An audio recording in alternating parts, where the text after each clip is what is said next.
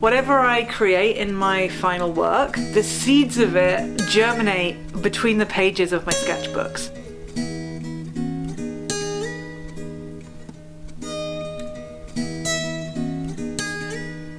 My name's Ellie Trier and I am a professional artist living and working in Copenhagen in Denmark. And on this channel, I take you into the studio with me so you can sit with me and be a part of how I create my work. So today we're going to be going through another sketchbook. These books are the backbone of my creative practice. They are my place to experiment, to make a mess, to push paint around, and also to try new things and work out ideas. And if I have a sort of flash of inspiration, then my sketchbook is the first place I go to sort of capture that idea. And sometimes those ideas get developed and they turn into final pieces later on. And oftentimes they just stay in my sketchbook and it's just a beautiful record of what I've been interested in, what's been catching my eye, and just kind of my creative process through the years. I love sharing these books with you. I've tried to go into a little bit more detail with this one to give you more insight into the materials and give you a little bit more insight into my thought process behind each page. Let's dive into the sketchbook.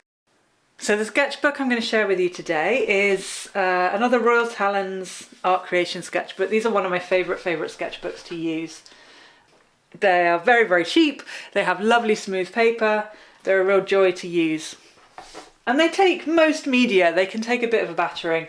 I like to use a lot of wet media. I'm a painter first and foremost, and they seem to hold up to paint relatively well. So yeah, so we're going from February to November. I always start my sketchbooks with a quote that sort of guides the sketchbook or something that sums up the work that's in here.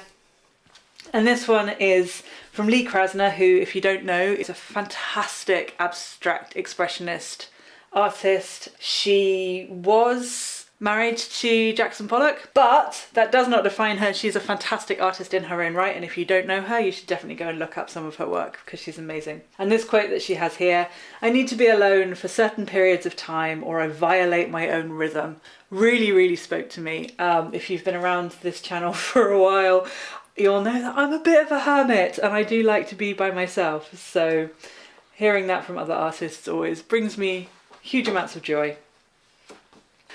So, these little stickers here. I order business cards. Let's show you on screen here. I order business cards and postcards of some of my pieces. Sometimes if I have an exhibition or something, it's just nice for people to have something that they kind of pick up and take away with them. And this one is like a promotional advertising thing. I ordered them from a company called Moo and they sent me these cool stickers, which I don't know, I felt like those ones were particularly apropos.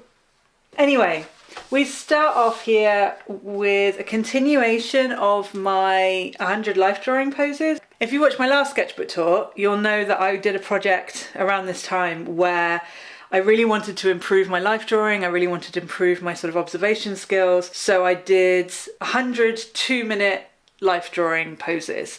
And I did them in all kinds of media across multiple sketchbooks and basically just spent a huge amount of hyper-focused time drawing naked ladies. It was wonderful, and the improvement in my life drawing from the beginning of the day to the end of the day was kind of amazing. So if you ever want to really improve at doing something, try drawing lots and lots of them for a very short amount of time.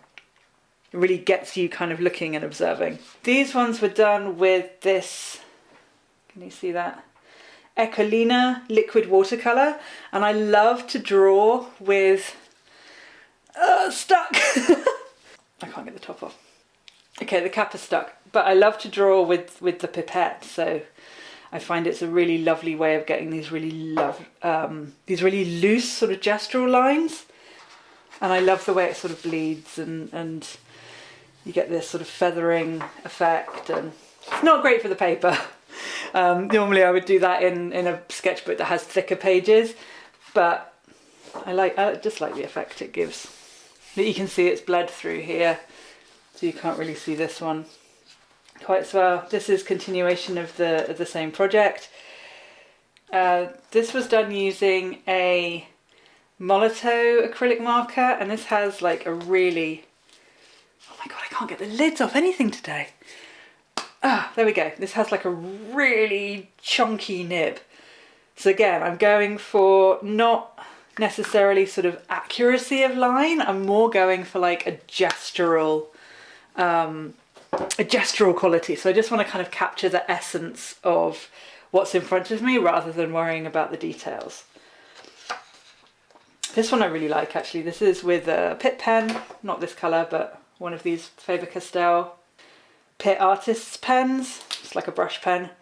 They're fabulous for doing gestural drawings as well, and I've used that a lot. These are also Pitt Artist pen. It's incredible. I'm always astonished at how much information you can actually get down in just 2 minutes.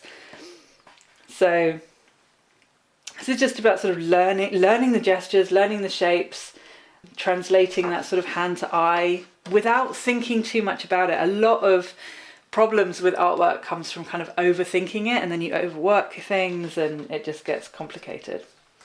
This I think is beautiful. Like, this pose is just lovely. It looks like I might have done that with my left hand. I try and use my left hand if I feel like I'm getting too tight or if I'm trying to capture too many details. I'll switch to my right hand. I can't tell the difference. This is part of the experience of autism. I can't tell my left from my right. I'm 40 something years old and I still have trouble with that. Fun. Anyway, I will switch to my non-dominant hand, which is my right hand, and that really helps to, again, loosen things up, stop the kind of the desire for accuracy. This one's lovely, but it's sort of gone off the rails. I don't know if you can even see that on camera, the yellow lines there. You go, this is a really, really special piece. I really, really love this. This is again using this kind of Echolina liquid watercolour and drawing with the pipette, and then just kind of smudging the outline. And you end up with these really lovely sort of, it's almost like drawing the negative space, just filling in the negative space rather than having a hard line there. And I really love that juxtaposition. I love the colour combinations. Yeah, this is really magical, this piece, and I definitely, now I'm looking at it again, I really want to do more like that. I want to get my pipettes out again. This is the same thing. This is that Echolina ink again. And I've switched up materials with these, and it looks like probably pastel pencil, or maybe charcoal pencil. I think it's pastel pencil. But again, I mean, charcoal is a classic in life drawing for a reason. Like, the being able to kind of smudge and just suggest shadows and dimension to the body is really, really helpful.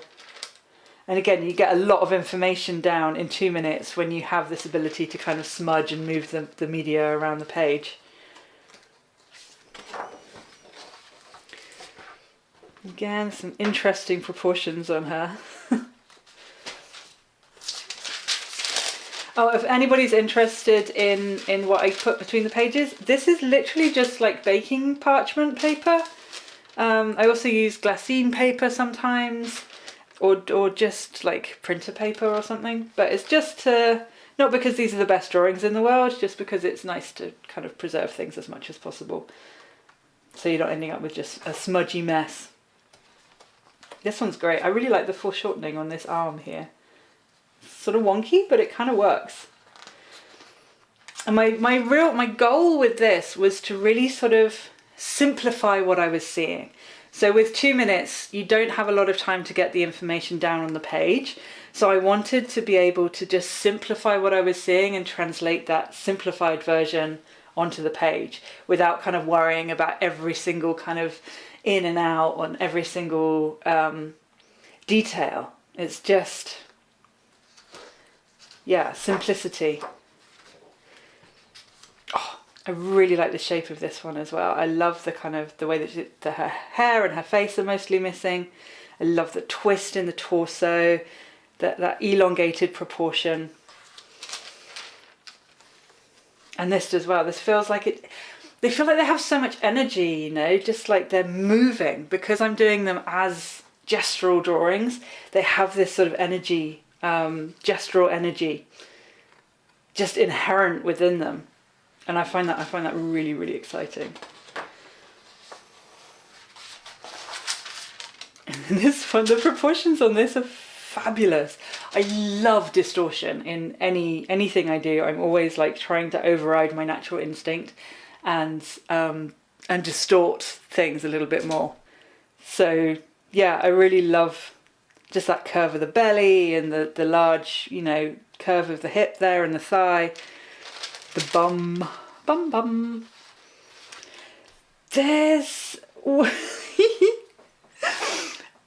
in my last sketchbook tour, I showed you some potato printing that I had done, and this is the same thing.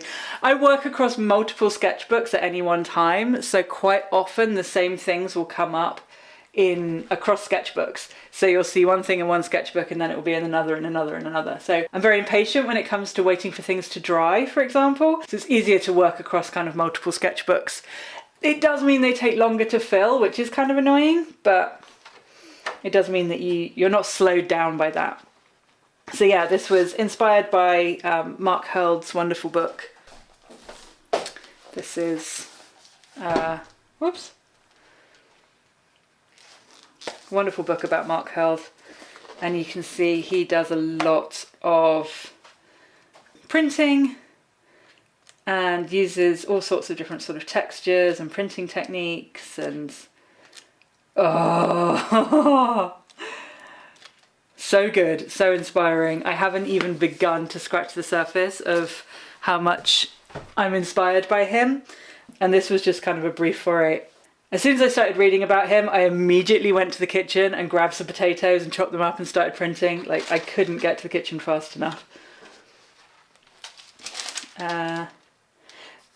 This looks like I'm just swatching out Neocolours, laying them down really thickly on the page to get this lovely waxy, ooh, it feels really nice.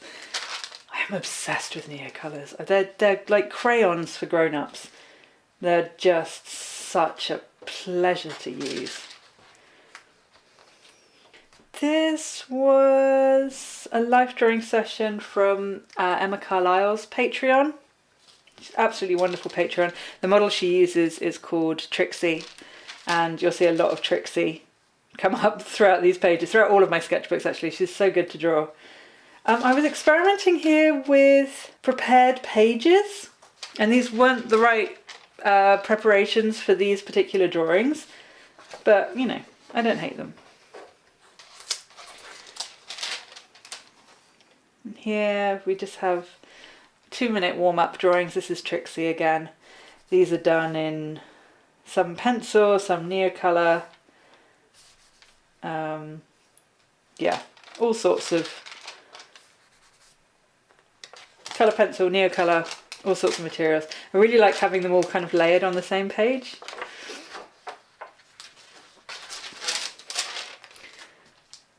This was a 30-minute drawing. This, it looks like I'm just playing with a lot of different materials and messing about with proportion as well. Like, I love the weight of this huge leg kind of coming towards you and the elongated fingers.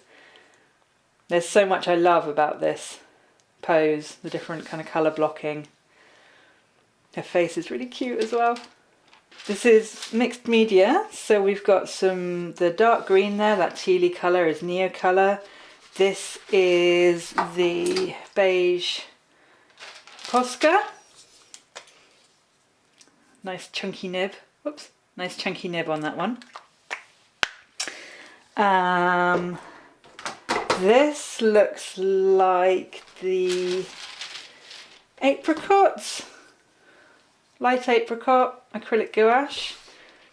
This is a luminance pencil, probably in russet, I think, and then some kind of dark blue one as well. I'm not sure what that is. There's some Ecolina marker in there as well. What's that? Yellow ochre, not that one. One of the flesh tints, I think, and a pinky one. And then this looks like the J Red Brown Turner mixed with some Neocolour as well. So there's all sorts of stuff that has gone in here. Big smoosh of materials. This is lovely. I remember doing this so clearly. There's something wonderful about the sketches that you take kind of from life instead of from photographs, because they really capture like a sense of place, a sense of time. Like you're instantly transported back to that moment when you look at them again. And this was, I had been for a long walk on the beach with my brother, and on the way home on the metro, there's a flower stand at one of the metro stations where we have to change trains, and they had just armfuls and armfuls of sunflowers. It's like this whole like bank of sunflowers. It was so beautiful, and I ended up buying just like a whole armful of them. And sunflowers are one of my favourite flowers. They're just so utterly joyful. And they were on my coffee table in my living room, and I was watching telly, and I couldn't not draw them. So I brought my Neocolours through into the living room, and I just sat on the sofa and I sketched them, and you know, grapes and the candle and stuff. It was a really lovely sort of quiet summer evening. I think Lars had gone out somewhere, and I was just sketching and watching telly and just having had a lovely day on the beach. And yeah, this just, I can feel the magic like coming off this page when I look at it. It's really lovely.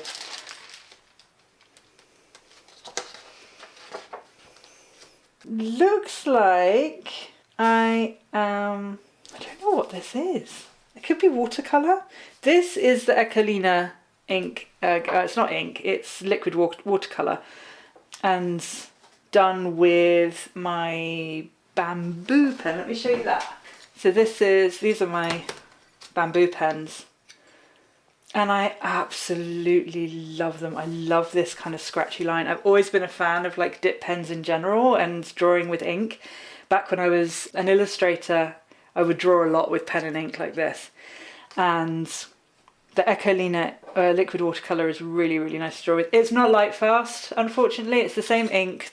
I think it's for refilling these brush pen markers. So it's not light fast, but for inside a sketchbook, it's totally fine. And it's super cheap. It's lovely just for kind of messing around, and you could then kind of, once you got the hang of using these kind of tools, you can then kind of go on to like proper ink and create stuff that's more light fast and durable if you wanted to sell it, for example. But these bamboo pens, again, super cheap. They're one of my favourite tools to use. I just love drawing with them. And yeah, this is just messing around with those. And some more mixed media stuff.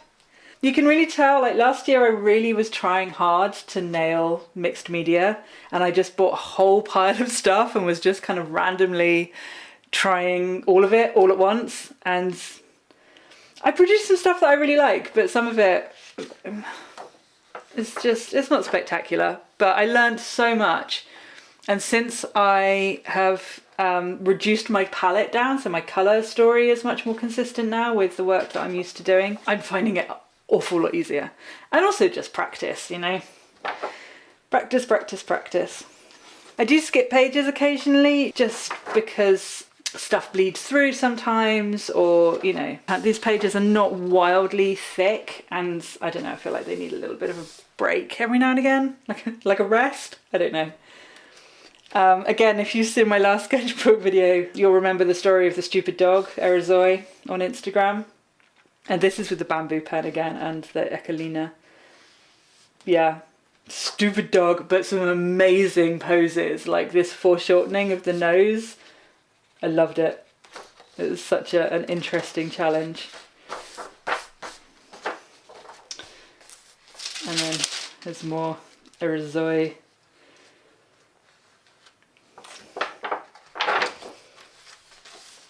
I'm not sure what this is. Could be Neocolour maybe. So you can see like things are bleeding through a little bit here. So it's the paper holds up quite well with like acrylic and like gouache and like thicker wet media, but if you're using a lot of watery media, then yeah. I don't know what was going on this page. I feel like maybe I don't know, 5-year-old got hold of my sketchbook. I think I was trying to do something here and then it just went wrong and I got very frustrated and then I just started doodling and swatching and yeah, interesting. I think maybe I was trying to do this pose. I couldn't get the tilt of the chin right, like that underneath the chin. I'm like gesturing on my own face, but you can't see me. The underneath the chin line, I just could not get the hang of it. And I think I can kind of see where to put it now, but yeah. Really tricky, but I really like, what I did here was I did the outside shape with this orange. I don't know what this is. Oh, I know what this is. Hang on. I did this, which was a terrible idea. It didn't work. Where I was mixing the Echelina liquid watercolour. I was trying to mix my own colours and then put them into a water brush pen. Yeah, that's what that is. And oh, it's leaky and it's terrible, but I really love that colour. And I'd completely forgotten about them and they've gone a bit crusty now. Ew. Never mind. You have to experiment with these things. Like, I think ink the right kind of ink can work really well in brush pens. What are they called? Water pens. Water pens? Water brushes. Brain, sorry. I don't really have one. I think inks can work really well in water brushes, like filling the reservoir with ink, but I think it has to be the right ink and I think it has to be something that you're using fairly frequently. I've yet to be successful with it, but I'm thinking maybe like something like the Winsor & Newton ink, something like this Winsor & Newton ink might be better. It's I don't think this is shellac based, so you're not going to get that kind of resiny clog that you get with like Sennelier ink or something like that. So I might have another go and try putting some ink in a brush pen again. Brush pen? No, I've said it again. In a water brush. Because I love colour mixing. I like the ability to mix. So this is really fun. Like, these were just warm-ups. Like, I was going to spend the day drawing or painting. I just wanted to kind of warm up my hands. And these first two look really awkward and stiff. And then these next two, I feel like I found my groove. And my hand is warm, it's doing what I want it to do. They're coming through in a lot more clarity. Yeah. Like these just feel really awkward. And this is what happens, you know, especially if you haven't drawn for a couple of days. When you kind of first get back into it, it's just the first couple of drawings are it's like when you're making pancakes. Like when you're making pancakes, I don't know if you have this in your family, but in my family, the first one was always for the pan. Like you make your pancakes, you pour in your pancake batter, and the first one is always a bit bleh, and that's the one for the pan, and then the second one is where they start getting good. And it's the same thing with drawing, I think. So you have to make sure that you're warmed up. You can't just kind of go straight in cold, or I certainly can't anyway. So yeah. Cold, stiff. If this was jogging, I'd have pulled a muscle. And then here, I'm loose, I'm all stretched out. These are much more what I'm hoping to accomplish. These are messing around with texture. Someone I am hugely inspired by is an illustrator called Victoria. Oh, can you see that? Victoria Semikina. She has an amazing Patreon, which if you are interested in art, you should definitely sign up for. It's incredible.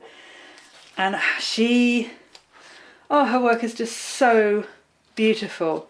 But the one thing that she does really, really well is she makes these incredible textures. So you see the background here? Like it's not a flat colour, it's like, oh, it's amazing. It looks like a wall that has been painted over like a billion times. All these textures are beautiful. And I found her work so incredibly inspiring, and the textures is part of that. So what I was doing here is just kind of experimenting with layering different materials on top of each other and seeing what would happen. So this is wet gouache on top of oil pastel. And I haven't noted whether this is I think this is acrylic gouache. Because I recognise the colours, I haven't written it down, unfortunately.